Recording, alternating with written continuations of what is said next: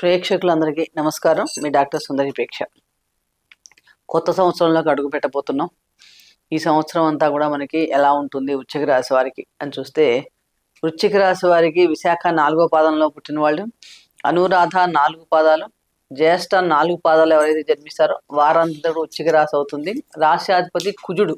మనకు సహజంగా సంవత్సర ఫలితాలు ఎప్పుడు కూడా గురు, శని, రాహుకేతుల మీద ఆధారపడి ఉంటాయి. ఈ ఫలితాలు మనకి డిసెంబర్ 26 దాకానే వర్తిస్తాయి. ఎందుకంటే మన తెలుగు వాటి ప్రకారం మనం మళ్ళీ పంచాంగం చెప్పుకున్నప్పటికీ కూడా ఈ నూతన సంవత్సరంలో ఆంగ్ల సంవత్సరం నుంచి ఎలా ఉంటుంది, ప్లాన్ చేసుకోవడానికి వీలుగా ఎలా ఉంటాయి చూస్తే కనుక, ఈ 2026 సంవత్సరం వృశ్చిక రాశి వారికి రాతను మార్చే సంవత్సరం అని చెప్పుకోవచ్చు. అంటే అద్భుతంగా మీ రాతే మారిపోతుంది మీరు మార్చుకోగలిగితే అన్నట్టుగా అంత సంవత్సరంగా ఉండబోతోంది. సంవత్సరంలో సగభాగం అంతా కూడా వెలుగులుగా నిండిపోతే మిగిలిన సగభాగం చీకటి. అంటే ఆ వెలుగులో మనం కాంతిని ఇంకా మనం ముందుకు తీసుకువెళ్ళగలిగితే కనుక సంవత్సరం అంతా కూడా టార్చ్ లైట్ లాగా వెలుగులా నింపుకోవచ్చు అనే ఆశాభావాన్ని మనకి ఈ సంవత్సరం వృశ్చిక రాశి వారికి కలగజేస్తోంది.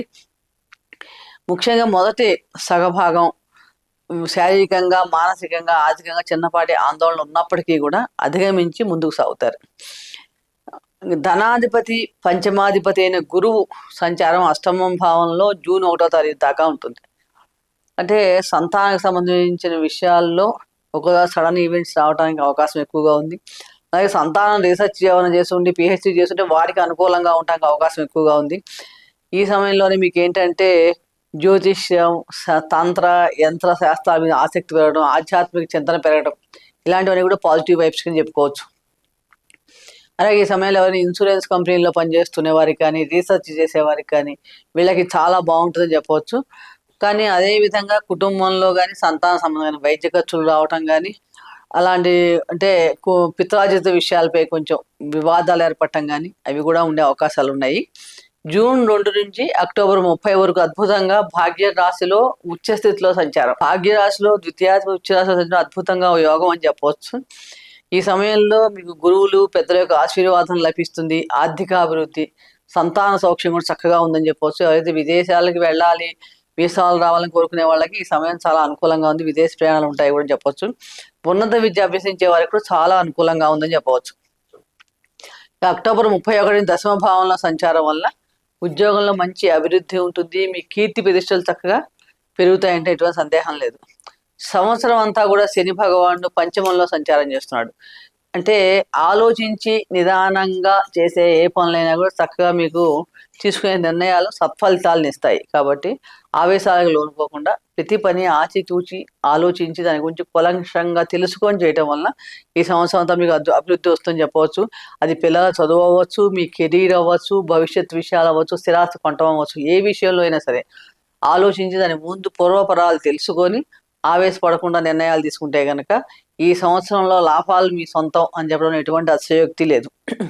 అంటే శని భగవాన్ ముందు కొంచెం డిలే చేస్తాడు కానీ ఎప్పుడు డిలే చేయడు. కాబట్టి గ్యారంటీగా మీకు ఈ సంవత్సరం అంతా ఉత్తమమైన ఫలితాలు అందడానికి అవకాశం ఎక్కువగా ఉంది. ఇక ఛాయాగ్రహాలైన రాహుకేతువులను చూసినప్పుడు రాహు చతుర్థంలోను, కేతువు దశమంలో సంచారం. దీనివల్ల ఉద్యోగంలో స్థాన మార్పులు ఉండే అవకాశాలు కనిపిస్తున్నాయి. విదేశీ అవకాశాలు తప్పకుండా ఉంటాయి. గృహంలో కానీ తల్లి ఆరోగ్య విషయంలో కూడా కొంచెం మానసిక ఆందోళన ఎక్కువగా ఉండే అవకాశం ఉంది. కాబట్టి ఇక్కడ మనం దుర్గాదేవి స్మరణ, అమ్మవారిని పదాలు పట్టుకుంటే కనుక ఆ 2 సమస్యలు కూడా చాలా మంది తగ్గించుకోవచ్చు. మొత్తం మీద చూసినప్పుడు వృశ్చిక రాశి వారికి జూన్ ముందు ఎటువంటి రిస్క్లోని ఇన్వెస్ట్మెంట్ చేయవద్దు. జూన్ దాకా, ఆ జూన్ తర్వాత మీరెల్లా పట్టిందల్లా బంగారంలా ఉంటుంది.